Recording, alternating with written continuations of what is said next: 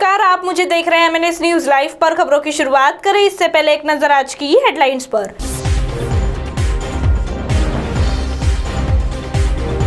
Bed की जानकारी समय पर दे अस्पताल। कोविशील्ड की दूसरी डोज अब 3 महीने बाद एक और से बंद पड़ी है स्ट्रीट लाइट। आइए अब खबरें देखते हैं विस्तार से। बेड की जानकारी समय पर दे अस्पताल। महापौर ने कहा, अस्पताल बेड की जानकारी समय पर दे। मनपा विभागीय आयुक्त कार्यालय और जिला अधिकारी कार्यालय की ओर से बेड उपलब्धता के लिए शुरू किए गए केंद्रीय नियंत्रण कक्ष के चलते नागरिकों का काम आसान हो गया है। केवल अस्पतालों को उनके पास उपलब्ध बेड की जानकारी समय पर देनी चाहिए। इससे जरूरतमंद मरीजों को जल्द उपचार मिलने में मदद होगी। यह आह्वान महापौर दयाशंकर तिवारी ने की है। रविवार को महापौर ने मनपा मुख्यालय स्थित केंद्रीय नियंत्रण कक्ष का दौरा किया। उन्होंने वहां से नागरिकों को मिलने वाली सेवाओं की समीक्षा की। इस दौरान उनके साथ मनपा के चिकित्सा स्वास्थ्य अधिकारी डॉक्टर संजय चिलकर, अतिरिक्त चिकित्सा स्वास्थ्य अधिकारी डॉक्टर विजय जोशी, स्वयंसेवी संस्था के पदाधिकारी निर्जा पठानिया उपस्थित थे। उन्होंने महापौर को कक्ष की संपूर्ण व्यवस्था की जानकारी दी।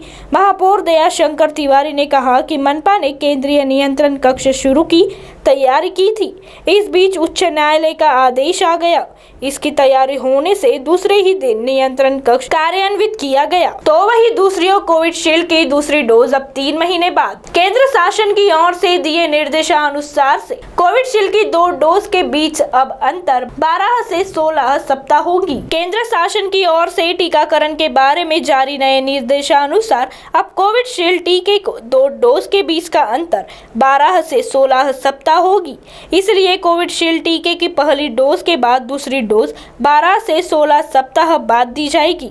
कोविशील्ड की पहली डोज लेने के बाद 3 महीने होने के बाद ही टीकाकरण की तिथि और टीके की उपलब्धता को ध्यान में रखते हुए दूसरे डोज के लिए घर से निकलने की अपील जिलाधिकारी रविंद्र ठाकरे ने की है।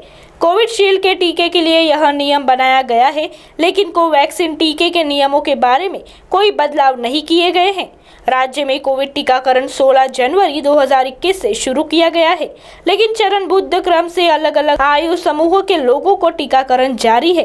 पहले कोविशील्ड टीके के 2 डोज का अंतर 6 से 8 सप्ताह तय किया गया था, अब उसे और बढ़ा दिया गया है।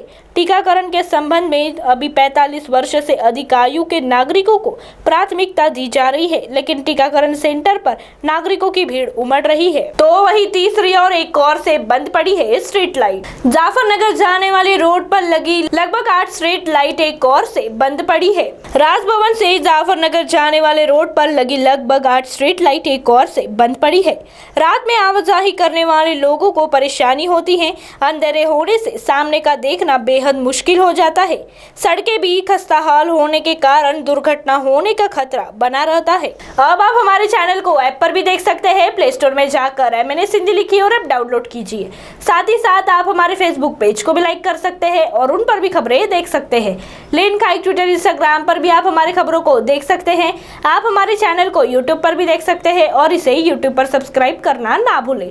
फिलहाल वक्त तो चला है एक ब्रेक का। ब्रेक से लौटने के बाद देश और दुनिया की तमाम खबरें देखने के लिए जुड़े रहिए हमारे साथ एमएनएस न्यूज लाइव पर। नमस्कार।